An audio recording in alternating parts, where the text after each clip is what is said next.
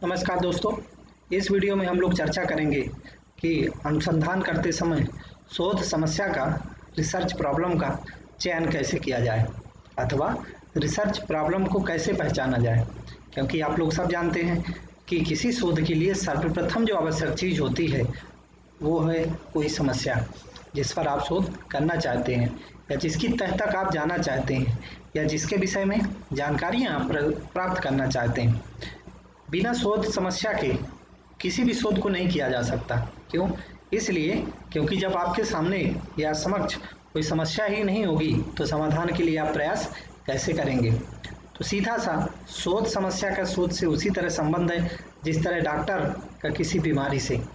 जैसे हम डॉक्टर के पास जाते हैं तो सर्वप्रथम डॉक्टर डायग्नोस करता है और उस बीमारी की पहचान करता है जिसके संबंध में उसे इलाज करना होता है। उसी तरह जब हम शोध के लिए जाते हैं तो सर्वप्रथम हम उस शोध समस्या का चयन करते हैं या उसकी पहचान करते हैं जिसके विषय पर हमें शोध किया जाना है। तो आइए हम लोग देखते हैं कि एक सही शोध समस्या का कैसे चयन किया जाता है और कैसे हम शोध समस्या तक पहुंचते हैं। तो सभी व्यवहारिक विज्ञानों में अनुसंधान समस्या से ही प्रारंभ होता है।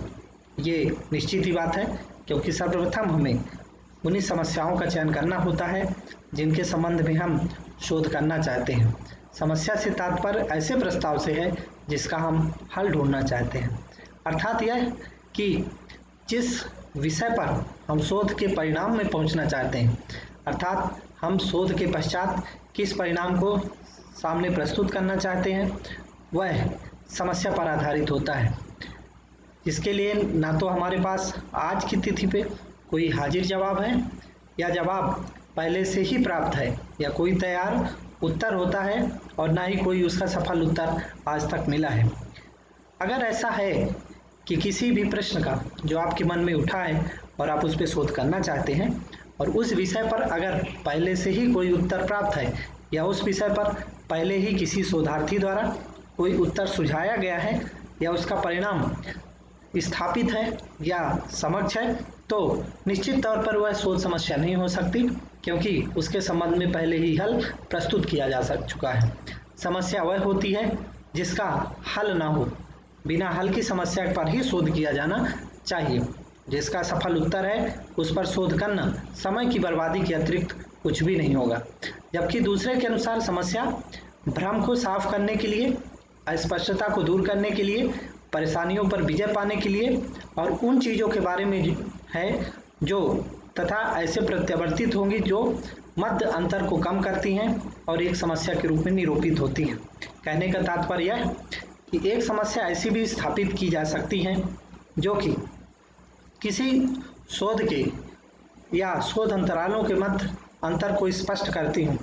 जैसे कि मान लीजिए मानव समाज विज्ञान पे कोई शोध किया गया, मानव सामाजिक अंतरण या मानव सामाजिक विकास पर कोई शोध किया गया और उस विषय पे कोई ऐसे परिणाम प्राप्त हुए हैं जो कि अधूरे हों, परंतु वर्तमान समय में अगर उन अधूरे शोध परिणामों को लागू किया जाए तो निश्चित तौर पर हम कई चीज़ों को पीछे छोड़ते होते हैं।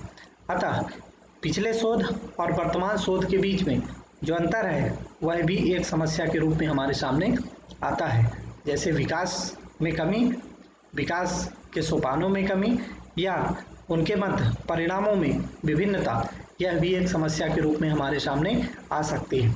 अतः शोध समस्या के चयन के लिए महत्वपूर्ण है कि हम उस विषय को समझें जिस विषय पर हम शोध करना चाहते हैं।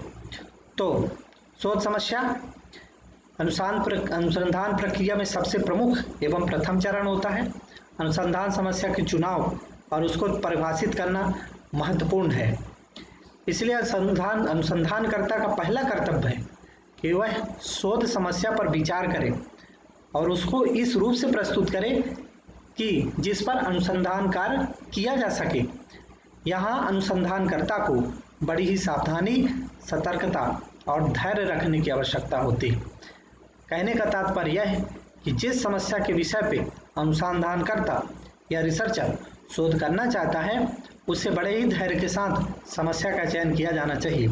ध्यान रहे, एक उचित समस्या पर ही आप परिणाम को प्राप्त कर सकते हैं। किसी अक्षम या अधूरी समस्या का चयन करने पर आप समय और धन की बर्बादी करते हैं। आप निश्चित परिणाम तक नहीं पहुंच पाएंगे, या परिणाम पहुंचेंगे भी तो उसका समाज के हित में कोई भी अंतर या अर्थ नहीं रहेगा। तो समस्या के संबंध में क्या किया जाना चाहिए? तो सबसे पहले शोधार्थी को अपने साथियों से अथवा निर्देशक की सहायता लेनी चाहिए। कहने का तात्पर्य यह है कि जब भी आप शोध समस्या का चयन करें तो समाज में देखें, समाज में स्थित तत्वों पर अध्ययन करें, या समाज में भागीदार लोगों पे अपने साथियों से चर्चा करें, अपने निर्देशक से चर्चा करें कि किस शोध समस्या पर शोध किया जाना चाहिए, किन पर समाज में एक उपयोगी शोध किया जा सकता है और किन समस्याओं पर शोध करने से हम एक परिणाम मूलक स्तर पर पहुंचेंगे और जिससे समाज का फायदा हो गया। यह स्मरण रहे कि सिर्फ निदेशक या साथी ही आपकी सहायता नहीं करेंगे, यह हमेशा स्मरण रहे कि पौधा अपने आप ही बीज से उगता है। इस तरह समस्या को तो शोधकर्ता को ही चयन करना पड़ेगा। हाँ, आप एक कच्चा या प्रथम स्तर की समस्या का चयन करें जिसका परिमार्जन या जिसमें सुधार या अपनी सलाह निर्देशक या साथी दे सकते हैं। ठीक उसी तरह जैसे पौधों के साथ उगे खरपतवार को माली साफ करता है, उसी तरह आपके साथी या निर्देशक उसमें आपकी मदद कर सकते हैं, परंतु विषय का चयन आपको ही करना पड़ेगा, शोध समस्या पर आपको ही पहुंचना पड़ेगा। यहाँ पे एक उदाहरण मैं देना चाहूँगा कि अनुसंधानकर्ता एक चिकित्सक की तरह होता है। जैसे चिकित्सक के समक्ष रोगी के रूप में आने पर उसका इलाज करने से पूर्व उस रोगी के रोग का जैसा वह पाता है वह उसे देखता है, पूर्ण रूप से जांच करता है। जांच करने के बाद वह निर्धारण करता है कि इलाज क्या किया जाना चाहिए। वैसे ठीक उसी तरह अनुसंधानकर्ता को भी समस्या पर अनुसंधान प्रारंभ करने से पूर्व अनुसंधान समस्या की भली भांति परीक्षा कर लेनी चाहिए कि वह जिस पर काम करना चाहता है, जिस रोग का इलाज करना चाहता है, क्या वह बीमारी या वह रोग उपचार योग्य है और उसका उपचार किस तरह किया जाना चाहिए। तो कहने का तात्पर्य है, जिस तरह डॉक्टर इलाज के पूर्व रोग का पहचान करता है, उसी तरह एक शोधार्थी को शोध करने के पूर्व उस समस्या की पहचान करनी चाहिए जिस समस्या पर वह कार्य करना चाहता है। अब प्रश्न उठता है कि अनुसंधान समस्या का चयन कैसे किया जाना चाहिए या उसकी पहचान समाज में कैसे किया जाना चाहिए।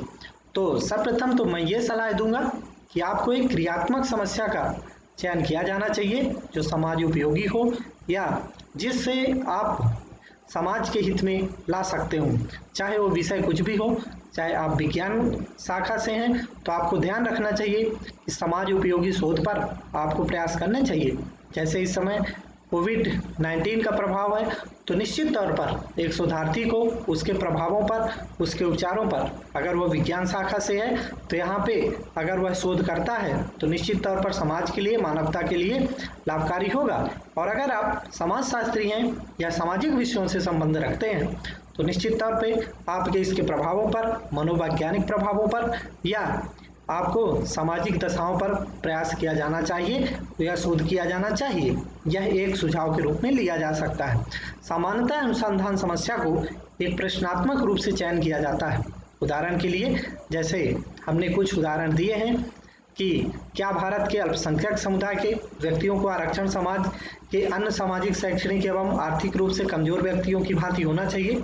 यहाँ पे एक आर्थिक समानता या आर्थिक लाभ के लिए एक ऐसे विषय को अपने शोध का विषय रखा जा सकता है, क्योंकि सामाजिक समस्या के रूप में इसे हम निरूपित कर सकते हैं कि आर्थिक रूप से पिछड़े हुए व्यक्तियों को भी क्या समाज में आरक्षण का लाभ दिया जाना चाहिए।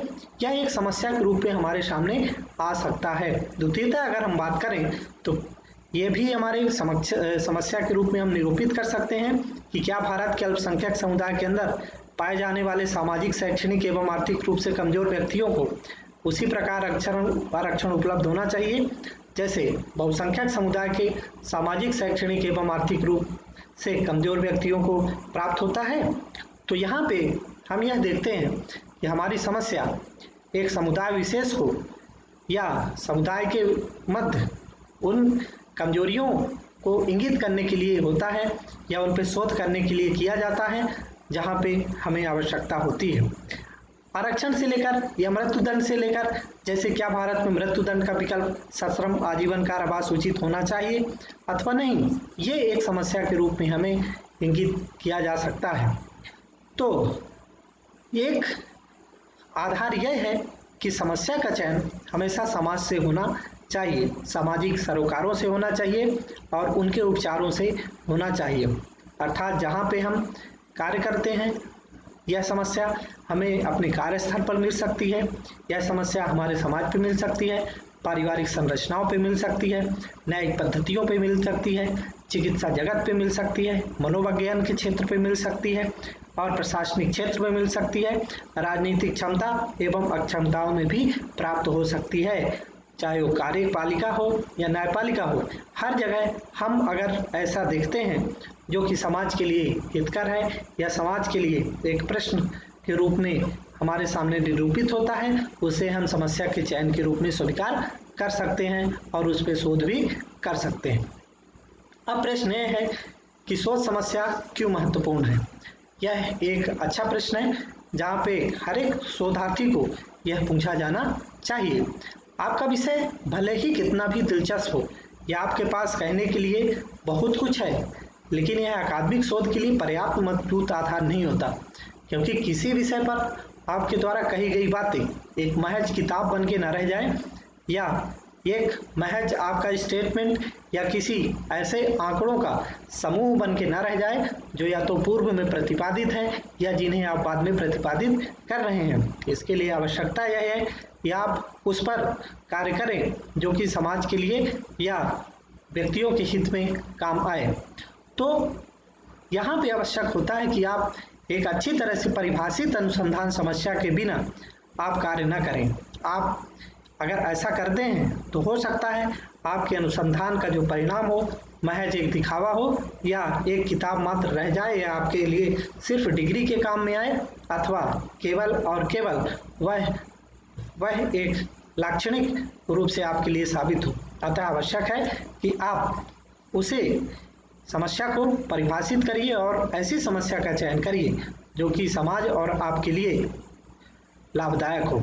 आप अंत में दोहरा सकते हैं कि अन्य लोगों ने, अगर हमने कोई ऐसी समस्या का चयन किया है जो सामाजिक नहीं है या सिर्फ अकादमिक ज्ञान के लिए किया गया है, तो आप अंत में यह दोहरा सकते हैं कि अन्य लोगों ने पहले से ही ऐसा कहा गया है या बहुत अधिक कहने की कोशिश कर रहा है या स्पष्ट उद्देश्य और औचित्य के बिना अनुसंधान कर रहे हैं। नए और प्रासंगिक अंतर्दृष्टि प्रदान करने वाले अनुसंधान करने के लिए आपको एक समस्या चाहिए जिस पर आप कुछ नवीन कार्य कर सकें। तो चाहे आप अपने शोध की योजना बना रहे हों, शोध पत्र शुरू करना है या शोध प्रस्ताव लिखना है, शोध समस्या यह जानने की दिशा में पहले कदम होगा कि आप क्या हैं और क्यों इस शोध पत्र को प्रस्तुत करना चाहते हैं और किस विषय पर आप अपना शोध प्रस्तुत करें। अतः शोध समस्या एक शोध पत्र के लिए, शोध ग्रंथ के लिए या आपके अकादमिक विकास के लिए बहुत महत्वपूर्ण है, जिस पे आप प्रभावी शोध लोगों के समक्ष, समाज और देश के समक्ष प्रस्तुत कर सकते हैं। शोध समस्या के विषय में शेष हम अगले वीडियो पे डिस्कस करेंगे।